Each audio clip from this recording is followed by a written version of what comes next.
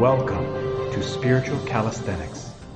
On Tuesday, July 18th, we commemorate the Holy Martyr Emilian, as well as the Holy Martyrs Paul, Thea, and Valentina, St. Stephen, Archbishop of Constantinople, our Holy Father John, Archbishop of Constantinople, as well as the Holy New Martyrs, Elizabeth the Grand Duchess, and the novice Barbara, and St. Thea of Glasgow. Regarding Saint Emilianos of Bulgaria, this martyr was from Torostolum in Thrace, the servant of a certain pagan in the days of Julian the Apostate. As a fervent Christian, Emilian abominated the error of the pagans, and one day entered the temple and broke all the idols with a hammer. Seeing that others were arrested and beaten for this, he gave himself up of his own accord. He was mercilessly whipped, then cast into a fire, in which he gave up his soul, without his body suffering harm. Your martyr, O Lord, in his courageous contest for you, received as the prize the crown of incorruption and life from you, our immortal God. For since he possessed your strength, he cast down the tyrants, and wholly destroyed the demon's strength as presumption. O Christ God, by his prayers, save our souls, since thou art merciful. Regarding the Holy New Martyr, Elizabeth, the Grand Duchess, and also the martyr novice Barbara, Grand Duchess Elizabeth, a granddaughter of Queen Victoria of England and elder sister of Empress Alexandra of Russia, was one of the most illustrious women of her day, known throughout Europe not only for her high birth and graceful beauty, but also for her modesty and goodness of heart. After marrying Grand Duke Sergius Alexandrovich, she converted to Orthodoxy, although this was not required of her by her position. After the assassination of her husband in 1905, Grand Duchess Elizabeth withdrew from public life, founding the convent of Saints Martha and Mary, of which she became the superior. There, she dedicated herself to prayer, fasting, tending the sick, and caring for the poor. After the Bolsheviks seized power, she was exiled to the Urals, where she and those with her were martyred in 1918, when they were cast alive into an abandoned mine. The novice Barbara followed St. Elizabeth into exile. When she was separated from the Grand Duchess, Barbara asked to be allowed to join her again. To terrify her, the Bolsheviks told her that she would be allowed to do this, but only if she were prepared for unheard of torments and a violent death. To their amazement, she consented, and was deemed worthy of martyrdom with the Grand Duchess. Their holy relics were recovered and taken through Russia to China, and came to rest in the convent of St. Mary Magdalene in Jerusalem. When their reliquaries were opened in 1981, their bodies were found to be partially incorrupt and sweet with the odor of sanctity. With them are also commemorated their fellow martyrs, Grand Duke Sergius Mikhailovich, Prince John Constantine, and Igor the Brethren, Prince Vladimir Pale, and Theodore Remes. Emulating the Lord's self-abasement on the earth, you did forsake royal mansions to serve the poor and disdained. Overflowing with compassion for suffering, and taking up a martyr's cross, you in meekness did perfect the Saviour's image within you. Wherefore with Barbara, entreat him to save us all, O wise Elizabeth. In the midst of worldliness, your mournful heart dwelt in heaven, and barbaric godlessness, your violent soul was not troubled. You did long to meet your bridegroom as a confessor, and he found you worthy of your martyric purpose. O Elizabeth, wise with Barbara, your brave companion, pray to the bridegroom for us all. Regarding the holy martyrs Paul, Thea, and Valentina at Caesarea in Palestine. To Paul, you are an Egyptian, Paul by tongue and race, but not by faith. Therefore you are beheaded by the sword. Make ready, Valentina and Thea, for enemies of God thrash you out of enmity for their error. This is by Eusebius of Caesarea.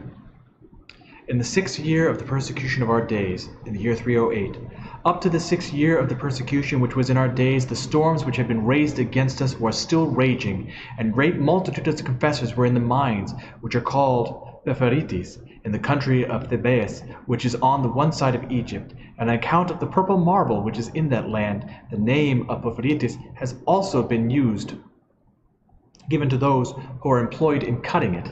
This name, therefore, was also extended to those great multitude of confessors who were under sentence of condemnation in the whole of the land of Egypt, for there were 100 martyrs there, all but 3. And these confessors were sent, the men together and the women with children, to the governor of Palestine, whose name was Firmilianus, for he had superseded the governor Urbanus in his office, and he was a man by no means of peaceful turn. Indeed, he even surpassed his predecessor in ferocity, having been a soldier that had been engaged in war, and had much experience in blood and fighting. There is a large city in the land of Palestine teeming with population, of which all the inhabitants were Jews. It is called in the Aramaic language Lud, and in the Greek it is called Thea. To this city the governor Firmilius went, and took thither the whole assembly of those 100 confessors. And this was a great sight, which well deserves to be recorded in writing. And the Jews were spectators of this marvelous contest, having surrounded the place of judgment on all sides, as it were for a rebuke to themselves. They looked on with their own eyes at what took place, while the whole company of the confessors, with much confidence and immense courage, made their confession of belief in God's Christ. And they, being Jews, to whom the coming of that Christ had been foretold by their prophets, whose coming their fathers looked for, had not been of old the enemies of God, confessed, even in the midst of persecutions, their faith in God, the Lord of all, and the manifestation from him. And these Egyptians, who had been taught by their fathers to worship idols only, were at that time, from the conviction of their reason, undergoing this conflict, in order that they might avoid the worship of idols, while those Jews, who had always been accused by their prophets on account of their worship of idols, were surrounding them, standing and looking on and listening as the Egyptians repudiated the gods of their own fathers, and confessed their faith in the same God as they also did, and bear witness for him whom they had many times denied. And they were still more cut to the heart and rent, when they heard the criers of the governor shouting and calling Egyptians by Hebrew names, and addressing them with the names of the prophets. For the criers shouted aloud and called to them and said, Elias, Isaiah, Jeremiah, Daniel, and the other appellations similar to those which their fathers had chosen from among the Hebrews, in order that they might call their sons after the names of the prophets. Moreover, it also came to pass that their deeds corresponded with their names, and the Jews greatly wondered both at them and at their names, as well as their words and their deeds, being rendered despicable themselves both by their own vice and infidelity. And I myself am convinced that these things were not done without the will of God. However, after this trial they were deprived of the use of their left leg, by having the muscle of the knee cauterized with fire, and then again they had their right eyes blinded with a sword, and then destroyed by fire. And not only were they men who endured these things, but really children, and many women. After all this they were delivered over to the copper mines to see afflictions there. And after a short time, the 3 men from Palestine, whom I mentioned a little while ago as having been for the moment handed over to the ludus, were called to undergo similar sufferings, because they would not take the food from the royal provision, nor would give themselves up to that exercise and instruction which were requisite for pugilism, and they suffered many evils which were not competent to describe. And at the end of all their afflictions they underwent this severe sentence. And others in the city of Gaza, being in the habit of assembling themselves for prayer, and being constant in reading of the Holy Scriptures, were seized, and had come to endure the same sufferings of their companions, being tortured on their legs and eyes. Others also had to contend in conflicts even greater than these, and after having been tortured both in their legs and eyes, were severely torn on their sides with combs. And others again more than these attained to this great excellence, and at the end of all contended with death itself. And when he had turned himself away from these, he came to judge one who, although a woman in body, was a hero in bravery in mind, which she possessed. She was also a virgin in her mode of life, and could not bear the threat of pollution which she heard, but at once gave utterance to harsh words against the tyrannical emperor, for having given authority to a vile and wicked judge. On this account, therefore, he in the first place bruised her body all over with stripes. Then she was hung up, and her sides were lacerated, and this not once only, but 2 and 3 times in 1 hour, and for a great while, and also repeatedly, until those who afflicted the punishment became wearied and tired. Then others succeeded them against her, and at the commands of the furious governor, tortured her most cruelly and severely. For these judges were barbarous in their manners, and enemies in their hearts. Moreover, it happened that while this furious judge was insulting this girl with his tortures, another young woman, small indeed in person, but courageous in soul, for she was possessed of a large mind, which supplied strength to the smallness of her person, being no longer able to tolerate the wickedness and cruelty of those things which were inflicted upon her sister, called out from the midst of the crowd of persons who were standing before the governor, and cried out complaining, and said, How long do you intend to tear my sister to pieces in so cruel and merciless a manner? And when the wicked Emilian heard this saying, he was bitterly incensed, and gave orders for the young woman who had complained to be brought before him. Her name was Valentina. Having therefore caught her up, they brought her into the midst of the palace of judgment. to the place of judgment, but she placed her trust in the holy name of Jesus. Then the murderous governor in his fury commanded her to offer sacrifice. But the maiden Valentina despised the word even of the threatener. Then he gave orders for those who were ministering to his will to lay hold upon the girl by force and take her up to the side of the altar, so that she might be polluted by the sacrifices. Then at that time of terror the noble maiden showed the courage of her mind and gave the altar a kick with her foot, and it was overturned, and the fire that had been kindled upon it was scattered about.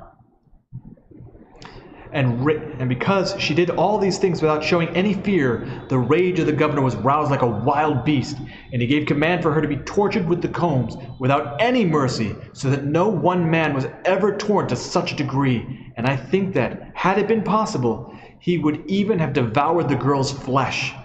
And when at length his fury was satiated with the sight of her blood, and he had learned both by deeds and words how divine is that invincible power which arms and strengthens even little girls with courage and valor, he caused both the young women, Thea and Valentina, to be bound together, and gave sentence against them of death by fire.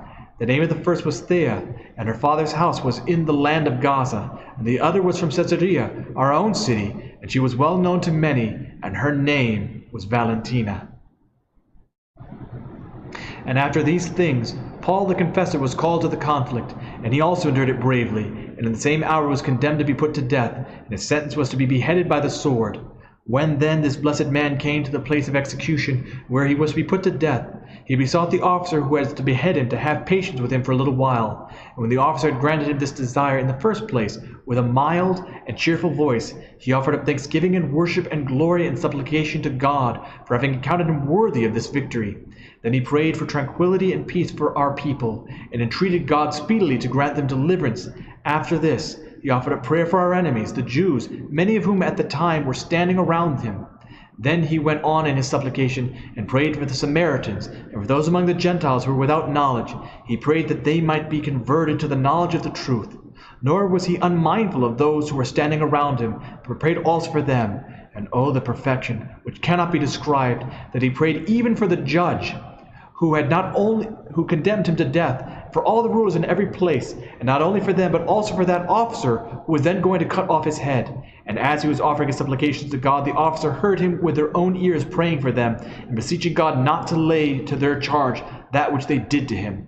And as he prayed for all with a suppliant voice, he turned the whole multitude that was standing by, and looked on in sorrow and tears, and then of his own accord he bent down his body, and put out his neck to be cut by the sword. The conflict of this victorious martyr was consummated on the 25th of the month, Tammuz. At this time, I would like to wish my sister-in-law, Valentina, a very happy name day. God bless you, and may we all have the courage of Thea, Valentina, and Paul. The readings are according to the week, from St. Paul's first letter to the Corinthians.